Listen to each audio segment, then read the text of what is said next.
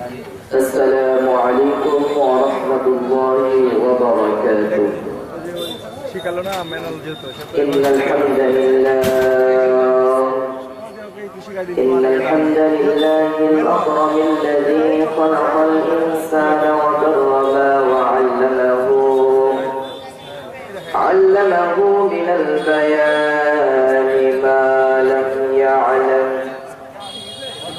فسبحان الذي لا يحصى امتنانه باللسان ولا بالقلم. نشهد أن لا إله إلا الله وأن محمدا عبد الله ورسوله. أما بعد فقد قال الله تعالى في كلامه المجيد وفي فرقانه الحميد. أعوذ بالله من الشيطان الرجيم. بسم الله الرحمن الرحيم. واعبدوا الله ولا تشركوا به شيئا وبالوالدين إحسانا أو كما قال عليه الصلاة والسلام حب الدنيا رأس كل خطيئة إلى آخر آية. যতদিন বাঁচব পৃথিবীতে তোমার পথে মোরা চলব,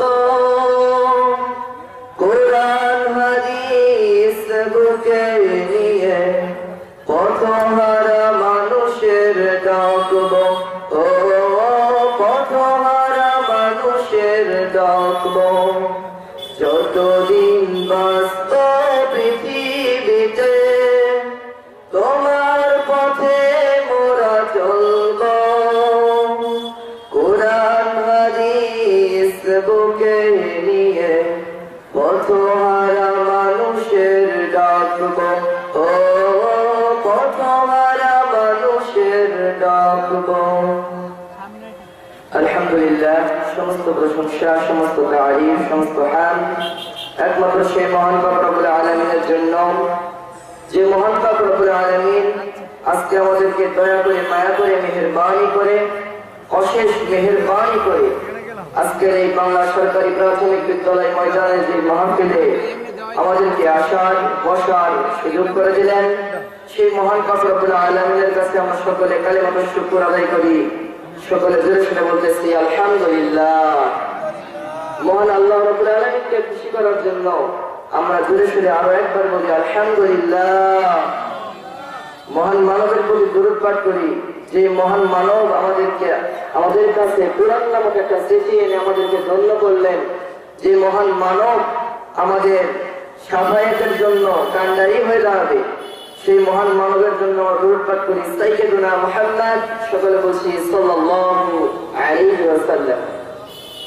সম্মানিত সুপ্রিয় শ্রোতা ভাই এবং বোনেরা, আমি আজকে পবিত্র কুরআনুল কারীম থেকে সূরাতুন নিসা 36 নম্বর আয়াতের প্রথমে কিছু অংশ তেলাওয়াত করেছি এবং আল্লাহর হাবিব সাল্লাল্লাহু আলাইহি ওয়াসাল্লামের হাদিস থেকে ছোট্ট একটা হাদিস তেলাওয়াত করেছি।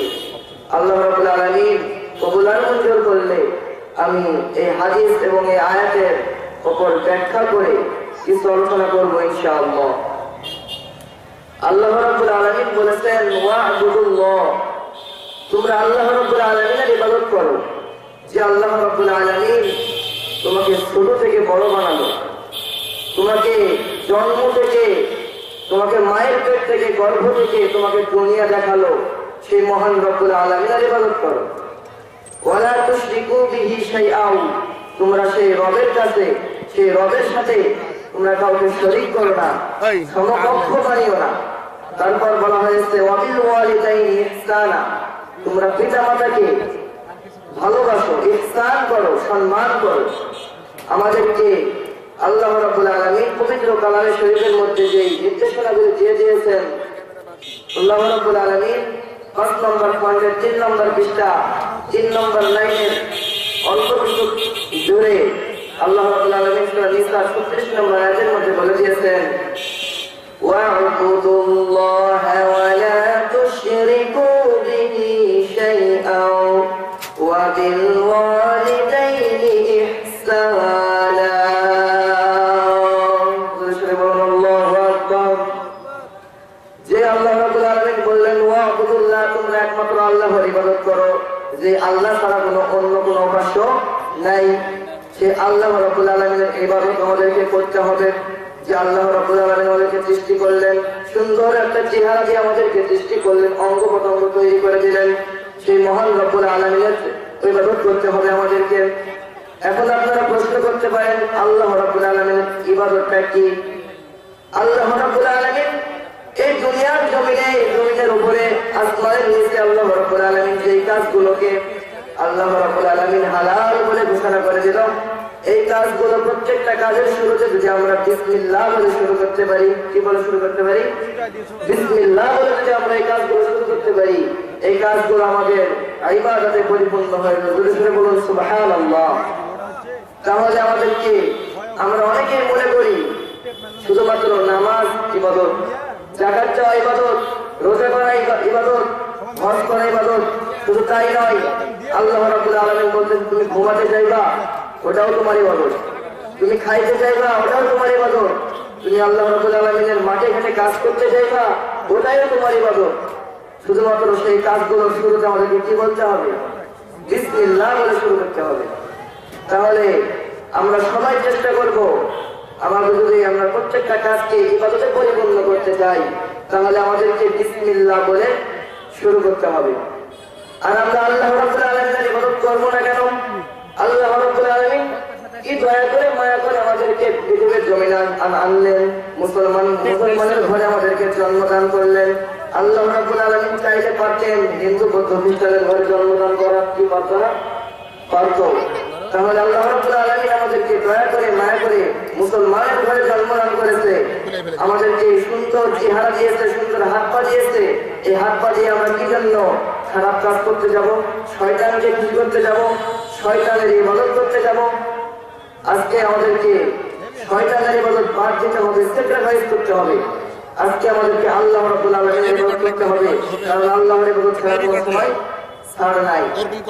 আপনি যদি যখন প্রত্যেকদিন হাটের দিন আসে, তখন আপনার স্ত্রী আপনাকে ব্যাগ ভরিয়ে দেয়, যাও বাজার থেকে বাজার করে নিয়ে আসো।